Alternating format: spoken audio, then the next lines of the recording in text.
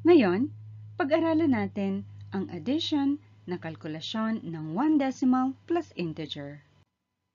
Una, isulat natin ang mga numero ayon sa dibisyon o digit ng kalkulasyon. Ang 3 at 2 ay mga bilang sa ones.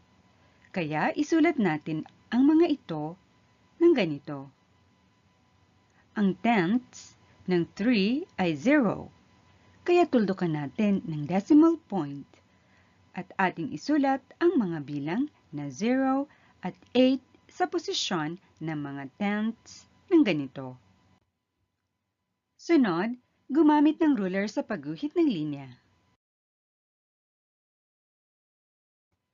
Simulan natin ang kalkulasyon mula sa tenths. Ang 0 plus 8 ay 8. Sunod, kalkulahin natin ang mga bilang sa posisyon ng ones. Ang 3 plus 2 ay 5. Pagkatapos, i-align natin ang mga decimal point sa bandang itaas at iugma natin ang decimal point para sa sagot. Panghuli, isulat natin ang sagot. Dito nagtatapos ang kalkulasyon sa panulat. Subukan nating magsanay. Pindutin pansamantala ang pause icon. Ating unawain ang katanungan sa pagsasanay. Pindutin ang play icon kapag nasagot ang katanungan at markahan natin ng bilog. Ngayon, magtugma tayo ng sagot. Number 1, 5 plus 3.7. Ang sagot ay 8.7. Number 2, 6 plus 2.9. Tulad sa unang tanong, alamin natin ang solusyon ng number 2. Ang sagot ay 8.9. Tama ba ang inyong mga sagot sa dalawang katanungan? Panghuli, repasuhin natin ang inaral natin ngayon.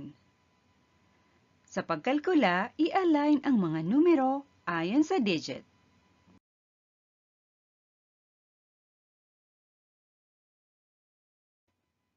Gumamit ng ruler sa pagguhit ng linya.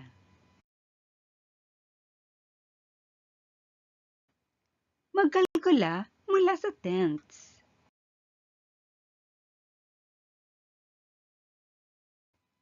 Kalkulasyon sa ones.